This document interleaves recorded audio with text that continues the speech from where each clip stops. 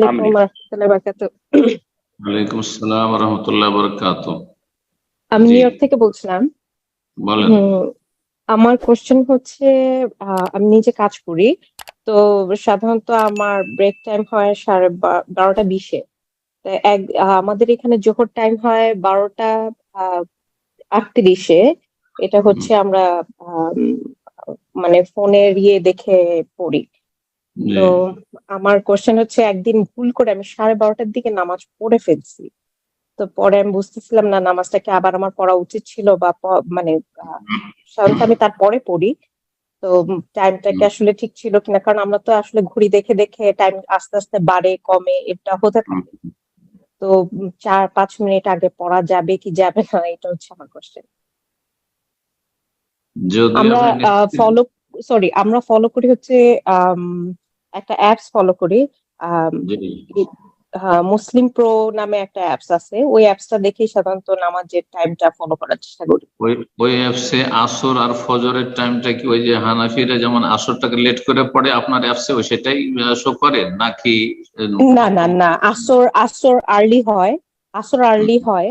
হুম, আসর আর্লি হয়ে যায়, কিন্তু হানাফি মাযহাব যদি ফলো করতে যাই, যেহেতু আমি সৌদি আরবে হুম, গিয়েছিলাম, তখন দেখেছি তারাও একটু আর্লি পড়েন। সেজন্য জি এইটাকে ধরেই আমি এইভাবে, মানে এই ফোনের অ্যাপসটাকে ধরেই সাধারণত আসরটা একটু আর্লি পড়ে ফেলি। জি। আমি এই জন্য জিজ্ঞাসা করলাম যে হানাফিরা যেসব সালাতের টাইম টেবিল লিখে বা প্রচার করে তাতে একটু বিলম্ব সব সালাতে থাকে, বিলম্ব থাকে। তো জোহরেও তারা বিলম্ব করে টাইম শো করায় বা করে। তো যার ফলে বলছিলাম যে 5 মিনিট 7 মিনিট আগে তাদের আপনার সময় সলাতের যে সময় তালিকা সেই অনুযায়ী যদি 5 মিনিট আগে হয়ে যায় তো হয়ে যেতে পারে, কিন্তু যদি আপনি সহিহ সুন্নাহ মোতাবেক দেখছেন যে আসর আউয়াল ওয়াক্তে যেটা সেটাই হচ্ছে, ফজর আউয়াল ওয়াক্তে হচ্ছে, তাহলে জোহরটাও তার আউয়াল ওয়াক্তটাই সেখানে তারা লিখে থাকে বা দেখিয়ে থাকে। সুতরাং তার 5-7 মিনিট আগে তো জাওয়াল হয়নি, মাথার উপর থেকে সূর্য গড়েনি। সূর্য যদি মাথার উপর থেকে জাওয়াল না হয়, না ঢলে বা না গড়ে, তাহলে জোহর পড়া জায়েজ নাই। এই ক্ষেত্রে আপনাকে লম্বা ছাড় দেওয়া হয়েছে, আপনি বিলম্ব করতে পারেন।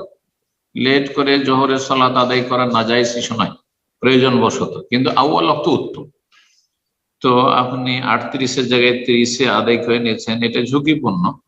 এমনটা আগামী তার করবেন না যদি সেই সময়টা অনেক আগে হয়েছে আর সন্দেহ হয়ে আছে যে কি জানি জল হয়েছিল কিনা, তাহলে আল্লাহ মাফ করবেন, ইনশাআল্লাহ কবুল করবেন হয়তো।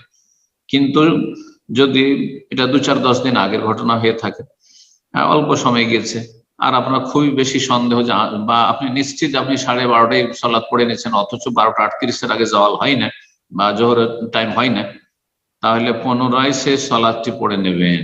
এতে আপনার ইমানের, ইসলামের, সলাতের হেফাজত রয়েছে, আল্লাহর কাছে আপনি মুক্তি লাভ করতে পারবেন, আপনার ফরজ আদায়। জি, বারাকাল্লাহ ফিক।